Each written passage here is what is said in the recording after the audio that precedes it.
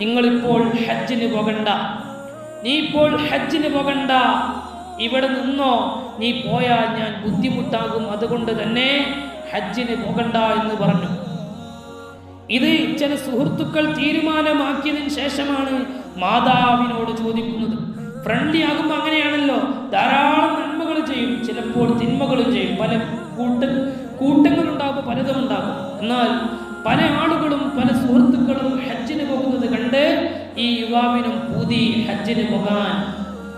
ഈ യുവാവ് ഒന്നും കൂടെ ഉമ്മയുടെ അടുത്തേക്ക് പോയി ചോദിക്കുന്നു, ഉമ്മ, ഞാൻ പോകുന്നത് കള്ളു കുടിക്കാനല്ല, വ്യഭിചരിക്കാനല്ല, അല്ലാഹുവിന്റെ പൊരുത്തം ലഭിക്കാൻ, കഅബയുടെ കില്ല പിടിച്ച് ഉമ്മാക്ക് വേണ്ടി ഒന്ന് പ്രാർത്ഥിക്കാൻ, ഉമ്മാക്ക് വേണ്ടി ഒന്ന് പ്രാർത്ഥിക്കാൻ, മരണപ്പെട്ടു പോയ പിതാവിന്റെ ഖബറിലേക്ക് മിസ്ല സവാബിനെ കിട്ടാൻ വേണ്ടിയാണ് ഞാൻ ഹജ്ജിന് പോകുന്നത്.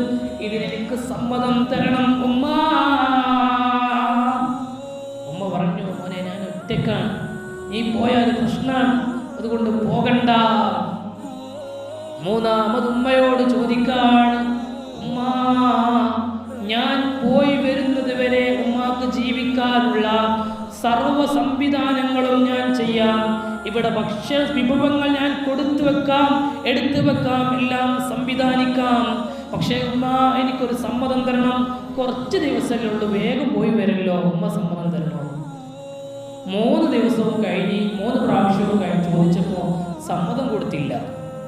സമ്മതം കൊടുക്കാത്ത പക്ഷം ഈ യുവാവ് എന്ത് കരുതി, ഇനി വേണ്ട, ഉമ്മന്റെ സമ്മതം ഇല്ലെങ്കിൽ പ്രശ്നമില്ല, ഹജ്ജിന് പോകാം, ഹജ്ജിനല്ലേ പോകുന്നത്, സിനിമ ഹാളിലേക്കല്ലല്ലോ, അല്ലെങ്കിൽ ഏതെങ്കിലും അധാർമികമായ പ്രവണതകളിലേക്കല്ലല്ലോ, അള്ളാഹുവിന്റെ പൊരുത്തത്തിന് വേണ്ടി ഹജ്ജിനല്ലേ പോകുന്നത്, അതുകൊണ്ട് ഉമ്മയുടെ സമ്മതം ഒരു പ്രശ്നമില്ല എന്ന് കരുതി ആ യുവാവ് സുഹൃത്തുക്കൾ നിർബന്ധിച്ചത് പ്രകാരം ഹജ്ജിന് പോയി. സുഹൃത്തുക്കൾ പരിഹസിക്കാണ് ഈ ആളെ, എന്തിനാണ് നിങ്ങളെ ഉമ്മ അത്രയും സമ്മതം നൽകാതിരിക്കുന്നത്? തിന്മക്കൊന്നല്ല, നല്ലതിനാണല്ലോ പോകണം, എന്നിട്ട് പോലും ഉമ്മ സമ്മതം നൽകുന്നില്ലല്ലോ. ഉമ്മാന്റെ ഒക്കെ ഒരു അവസ്ഥ എന്ന് പറഞ്ഞിട്ട് ആകെ പരിഹസിച്ചപ്പോൾ മൂപ്പർക്ക് തോന്നി, ഇനി ഉമ്മന്റെ സമ്മതം ഇല്ലെങ്കിലും വേണ്ടില്ല, അങ്ങോട്ട് ഇറങ്ങാം. അങ്ങനെ ഉമ്മയുടെ സമ്മതമില്ലാതെ ഹജ്ജിന് പോകുന്നു. വഴിമധ്യേ ഒരു കൊട്ടാരത്തിന്റെ പരിസരത്തെത്തുന്നു. കൊട്ടാരത്തിന്റെ പരിസരത്തെത്തിയപ്പോൾ അവിടെ അന്ന് ഏറ്റവും വലിയ കളവ് നടന്നിട്ടുണ്ട്. സുബ്ഹാനല്ലാഹ്, വലിയ കൊട്ടാരത്തിൽ വെച്ച് കളവ് നടന്നിട്ടുണ്ട്. കൊട്ടാരത്തിൽ കളവ് നടത്തിയാൽ എന്താണ് അവസ്ഥ? ആരാണോ കൊട്ടാരത്തിൽ കളവ് നടത്തിയത്, പിന്നെ അദ്ദേഹത്തിന്റെ കഥ കഴിഞ്ഞു. ഇന്ത്യയെ കൊള്ളടിച്ച മറ്റൊരാൾ വേറെ രാജ്യത്ത് വളരെ വളരെ നല്ല രൂപത്തിൽ സുഖകരമായി ജീവിക്കുന്നുണ്ട്. പക്ഷെ അതുപോലെയല്ല, മുൻകാലങ്ങളിൽ കൊട്ടാരത്തിൽ കൊള്ളയടിച്ചാൽ, രാജാവിന്റെ കൊട്ടാരത്തിൽ കളവ് നടത്തിയാൽ പിന്നെ പറയേണ്ടതുണ്ടോ? സുബ്ഹാനല്ലാഹ്. അങ്ങനെ കളവ് നടത്തിയ ആളെ പിടികിട്ടിയില്ല, കുറെ തിരഞ്ഞ് പിടികിട്ടിയില്ല. അവസാനം ആ നാട്ടിൽ പരിചയമില്ലാത്ത ഒരാളെ കണ്ടു. അയാൾ ഇങ്ങനെ നിസ്കാരക്ക് അഭിനയിക്കുന്നത് പോലെയാണ് ജനങ്ങൾക്ക് തോന്നിയത്. ഭടന്മാരെല്ലാവരും കൂടി അദ്ദേഹത്തിനെ പിടിച്ചു കൊണ്ടുപോയിട്ട് അദ്ദേഹത്തിന്റെ 2 കൈയും 2 കാലും മുറിക്കപ്പെട്ടു, ഛേദിക്കപ്പെട്ടു, കണ്ണുകളുടെ കായ് ചുഴിഞ്ഞെടുത്തു. ഇതൊക്കെ ഈ വളരെ നിസാരമായ രൂപത്തിലാക്കി, നിന്ദ്യമായ രൂപത്തിലാക്കി, 2 കണ്ണില്ല, കൈയില്ല, കാലുകളില്ലാത്ത അവസ്ഥയിലെത്തി. ഇദ്ദേഹം ഇനി എന്താണ് ചെയ്യുക? ഹജ്ജിന് പോകാണ്ട് കഴിയോ?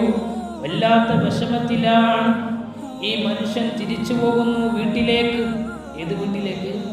നേരത്തെ ഉമ്മാന്റെ സമ്മതം ചോദിച്ച് ഹജ്ജിന് പോകാൻ തീരുമാനിക്കുമ്പോൾ ഉമ്മ സമ്മതം കൊടുക്കാത്ത പക്ഷം താൻ എന്തായാലും തീരുമാനിച്ചത് നടപ്പാക്കുമെന്ന് ഉമ്മയുടെ വാക്ക് ധിക്കരിച്ചിറങ്ങിയ ആ വീട്ടിലേക്ക് ഉമ്മയെ കാണാൻ വേണ്ടി ആ യുവാവ് പോവുകയാണ്. എങ്ങനെ പോകുന്നത്? കൈകാലുകളില്ല, കണ്ണുകൾക്ക് കാഴ്ചയില്ലാത്ത രൂപത്തിൽ. സുബ്ഹാനല്ലാഹ്. ഞെരങ്ങി വീട്ടിലെത്തിയപ്പോ, വീട്ടിന്റെ ഭാഗത്തെത്തിയപ്പോ ഉമ്മക്ക് മനസ്സിലായില്ല ഇത് മകനാണെന്ന്. പിന്നെ ഇത് മകനാണെന്ന് അവസാനം പറഞ്ഞു. സുബ്ഹാനല്ലാഹ്. ഇതിന്റെ ഇടയിൽ ഇദ്ദേഹത്തിന് ഇങ്ങനെ റോഡിലൂടെ വലിച്ചയക്കുന്നുണ്ടായിരുന്നു. അപ്പോൾ പറഞ്ഞു, ആളുകളൊക്കെ പറഞ്ഞു, രാജാവിൻ്റെ കൊട്ടാരത്തിൽ കളവ് നടത്തിനുള്ള ശിക്ഷയാണ് എന്ന്. അപ്പോൾ ഇദ്ദേഹം പറഞ്ഞു, നിങ്ങൾ അങ്ങനെ പറയരുത്, ഉമ്മയുടെ സമ്മതമില്ലാതെ ഹജ്ജിന് പോയതിനുള്ള ശിക്ഷയാണ് എന്ന് നിങ്ങൾ പറഞ്ഞോ, രാജാവിൻ്റെ കൊട്ടാരത്തിൽ കളവ് നടത്തിയതിനുള്ള ശിക്ഷയാണെന്ന് പറയണ്ട എന്ന് ഇദ്ദേഹം തിരുത്തി കൊടുത്തതും നമുക്ക് കിതാബിൽ കാണാൻ കഴിയും. ഏതായാലും വീട്ടിലെത്തിയപ്പോൾ ഉമ്മാക്ക് മകനാണെന്ന് മനസ്സിലായി. ഉമ്മ പിന്നീട് പൊട്ടിക്കരഞ്ഞു. ഇവനെ ചേർത്ത് പിടിച്ചു. അപ്പോഴേക്ക് ഉമ്മ മരണപ്പെട്ടു പോയി. സുബ്ഹാനല്ലാഹ്, ഉമ്മാന്റെ സമ്മതമില്ലാതെ ഹജ്ജിന് പോയപ്പോൾ നാശമായി.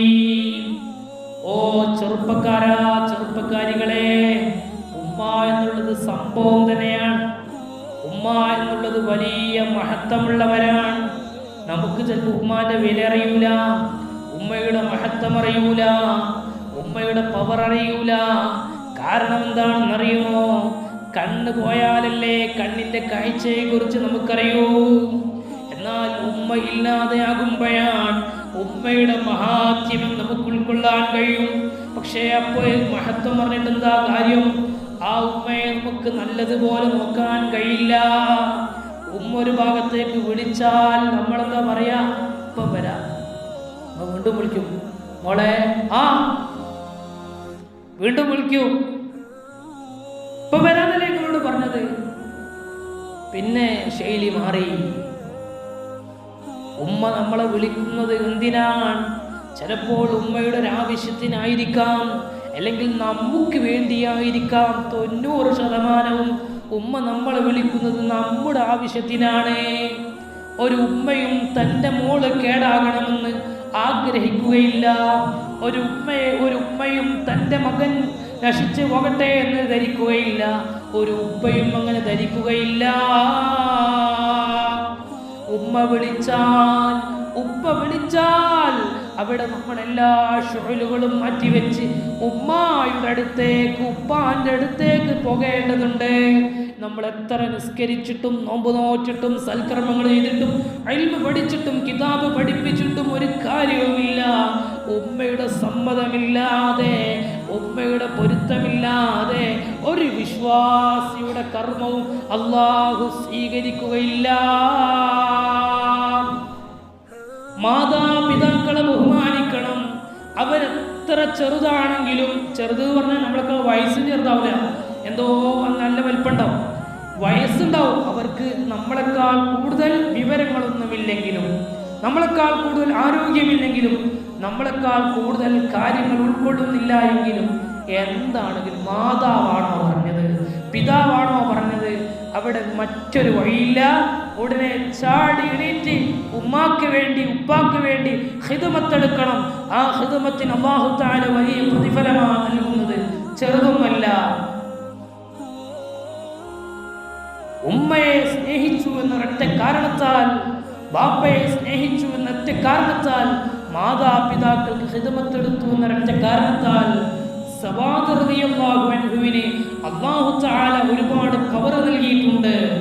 അദ്ദേഹം സ്വഹാബിയല്ല, സ്വഹാബി പോലുമല്ലാത്ത ആളുകൾക്ക് അല്ലാഹു സുബ്ഹാനഹു വ തആല വലിയ പവർ കൊടുത്തിട്ടുണ്ട്. ഉമ്മയുടെ പൊരുത്തത്തിനാണ് അല്ലാഹുവിന്റെ പൊരുത്തം, മാതാപിതാക്കളുടെ പൊരുത്തത്തിനാണ് അല്ലാഹുവിന്റെ പൊരുത്തം. പ്രിയപ്പെട്ട മക്കളെ, പ്രിയപ്പെട്ട ചെറുപ്പക്കാരികളെ, ഉമ്മമാരെ, ഞാനൊന്നും കൂടെ ഓർമ്മപ്പെടുത്തുന്നു, നിങ്ങളുടെ മാതാപിതാക്കളെ ഒരിക്കലും തന്നെ, ഒരിക്കലും ഒരു കാലത്തും ഒരു സമയത്തും ശപിക്കരുത്. അവർക്കിഷ്ടമില്ലാത്ത വാക്കുകൾ പറയരുത്. നമുക്കിഷ്ടമില്ലാത്തത് അവരുടെ ഭാഗത്തു നിന്നുണ്ടാകും, ശരിയല്ലാത്തത് അവരുടെ ഭാഗത്തു നിന്നുണ്ടാകും. ശരിയല്ലാത്തത് വന്നാൽ പോലും അത് ശരിയല്ല, ഉമ്മ ഇങ്ങനെയാണ് ശരിയെന്ന് മാന്യമായി പറഞ്ഞു കൊടുക്കണം. മാതാപിതാക്കളുടെ പൊരുത്തം സമ്പാദിക്കാതെ ലൈലത്തുൽ ഖദറിനെ പ്രതീക്ഷിച്ചത് കൊണ്ട് യാതൊരു കാര്യവും അല്ലാഹുവിൽ നിന്ന് ലഭിക്കുകയില്ല. ലൈലത്തുൽ ഖദർ നമുക്ക് വേണം, പക്ഷേ നമ്മൾക്ക് മാതാവിനെ, പിതാവിനെ അനുസരിക്കാത്തവരാണോ? എന്നാ പിന്നെ എന്ത് ലൈലത്തുൽ ഖദർ, എന്ത് നിസ്കാരം, എന്ത് നോമ്പ്, എന്ത് സക്കാത്ത്, എന്ത് ഇൽമ്, ഇതൊന്നും അള്ളാഹ്ക്ക് വേണ്ട. ആർക്കാ പിന്നെ വേണ്ടത്? നമ്മുടെ നിസ്കാരം, നമ്മുടെ നോമ്പ് ആർക്കാ വേണ്ടത്? നമ്മൾ ആർക്ക് വേണ്ടിയാണോ അഭിനയിക്കുന്നത് അവർക്കാണോ നമ്മുടെ നിസ്കാരം വേണ്ടത്? അവർക്ക് എന്തെങ്കിലും പ്രതിഫലം നൽകാൻ കഴിയുമോ? ലൈലത്തുൽ ഖദറാണെങ്കിലും ഇതുപോലെ മഹത്വമുള്ള രാത്രിയാണെങ്കിലും ഉമ്മാന്റെ സമ്മതമില്ലാതെ, ഉമ്മയുടെ പൊരുത്തമില്ലാതെ, ബാപ്പയുടെ സമ്മതമില്ലാതെ, ബാപ്പയുടെ പെർമിറ്റ് ഇല്ലാതെ അല്ലാഹു സ്വീകരിക്കുകയില്ല. അതിനെന്താണ്? നമുക്ക് മാതാപിതാക്കളോട് ബാധ്യതകളുണ്ട്, നല്ല ബാധ്യതകളുണ്ട്. നന്നായി അനുസരിക്കണം, അവരെന്ത് പറഞ്ഞാലും അനുസരിക്കണം, അവർക്ക് ഖിദ്മത്ത് എടുക്കണം, ഏത് സമയത്തും ഖിദ്മത്ത് എടുക്കണം. മാതാപിതാക്കൾക്ക് മക്കളോടുണ്ടിട്ട ബാധ്യത, ചില മാതാപിതാക്കൾ അങ്ങനെയാണ്, മക്കളോടുള്ള ബാധ്യത മറന്നുപോകും. ഇൽമ പഠിപ്പിക്കണം, നല്ലത് പറഞ്ഞു കൊടുക്കണം, നല്ലതുപോലെ വളർത്തണം. ഇതൊക്കെ മാതാവിൻ്റെ സ്പെഷ്യൽ ബാധ്യതയാണ്. പിതാവിനുണ്ടെങ്കിലും കൂടുതൽ ബാധ്യത മാതാവിനാണ്.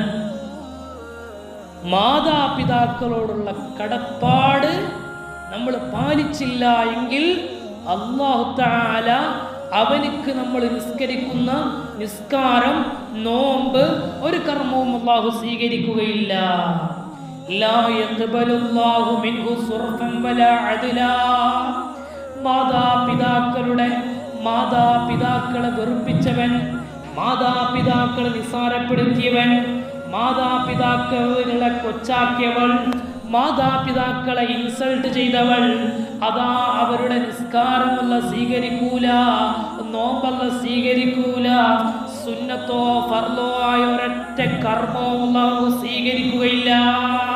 ഒരു കർമ്മവും അല്ലാഹു സ്വീകരിക്കുകയില്ല. സുബ്ഹാനല്ലാഹ്, ഒരു കർമ്മവും അല്ലാഹു സ്വീകരിക്കുകയില്ല. അപ്പൊ മാതാപിതാക്കളുടെ സംഭവമാണ്.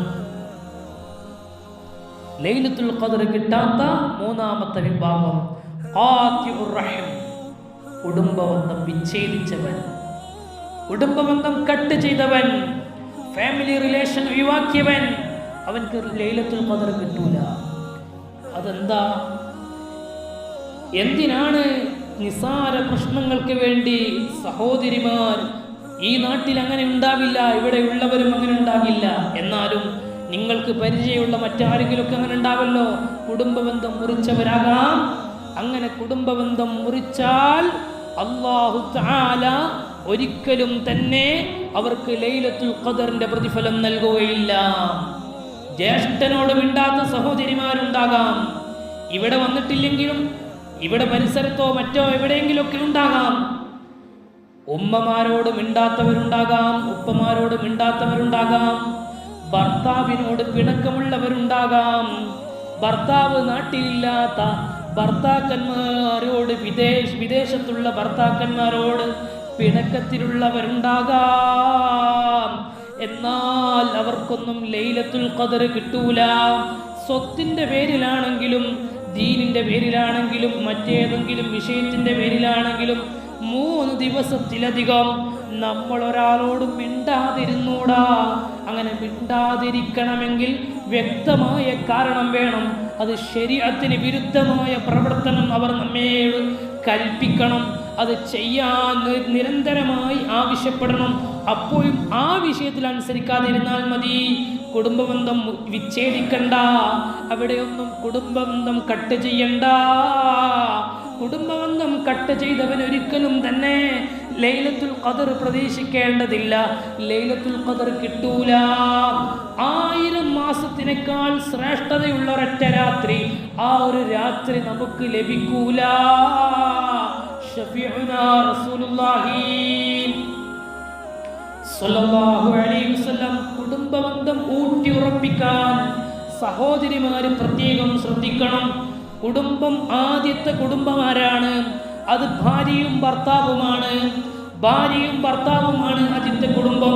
പിന്നെ മക്കളാണ്, പിന്നെ മാതാപിതാക്കളാണ്. ഇങ്ങനെയുള്ള നമ്മുടെ എല്ലാ കുടുംബവും കൂടി അവരെല്ലാവരും കൂടെ ഒരുമിച്ച് കൂടുമ്പോൾ ഉണ്ടാകുന്ന ചില കാര്യങ്ങളുണ്ട്. നമുക്ക് ഇഷ്ടപ്പെടാത്തതുണ്ടാകാം.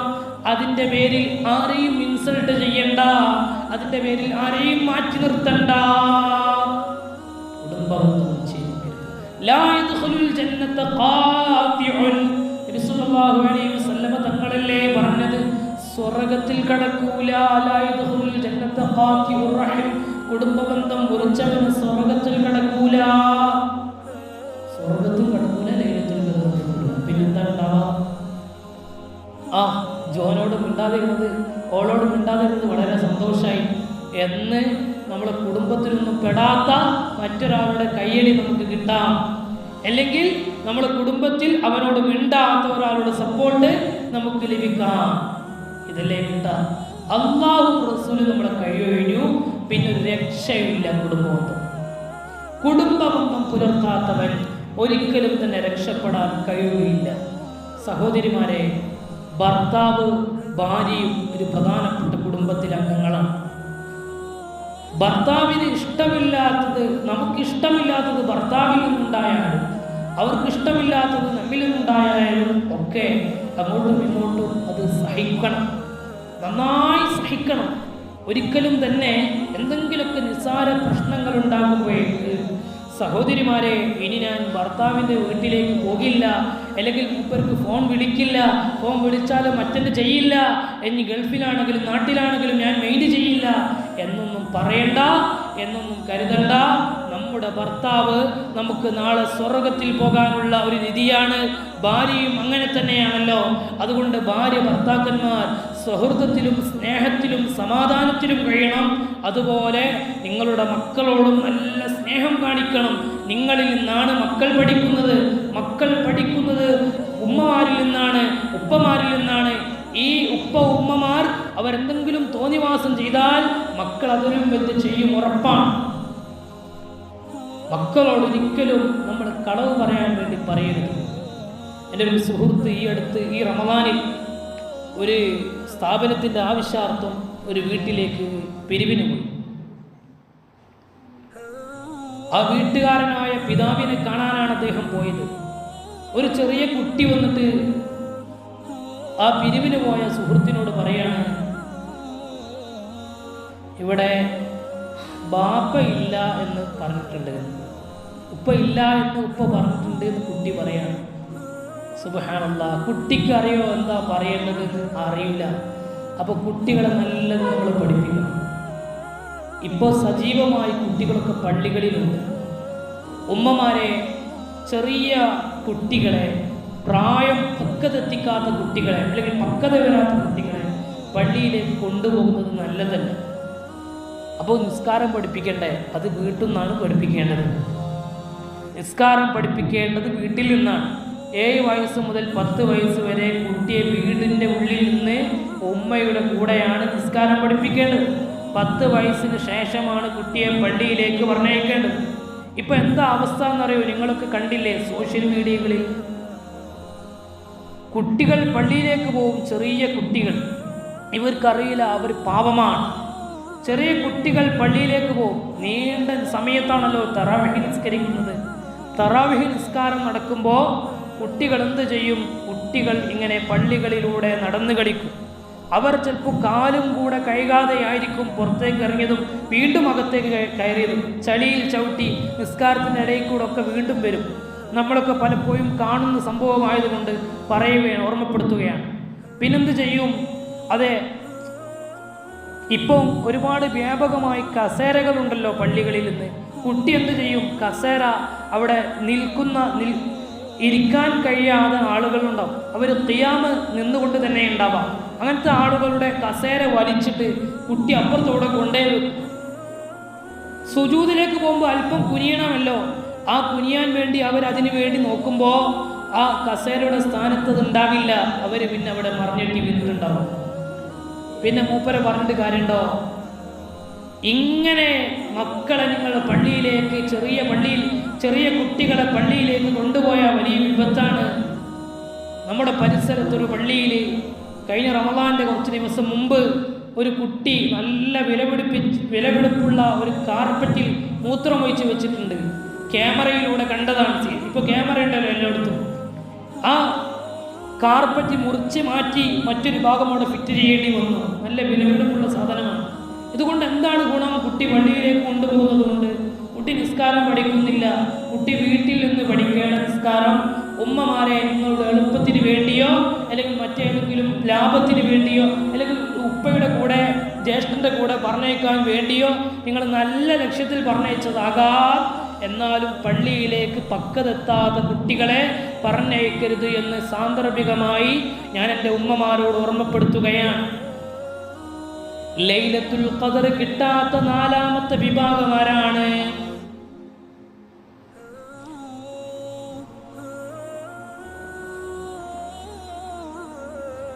ലൈലത്തുൽ ഖദർ ഒരിക്കലും കിട്ടാത്ത വിഭാഗം നബി സല്ലല്ലാഹു അലൈഹി വസല്ലം തങ്ങൾ തന്നെ പറയുന്നു, അൽ മുഷാഹിനു.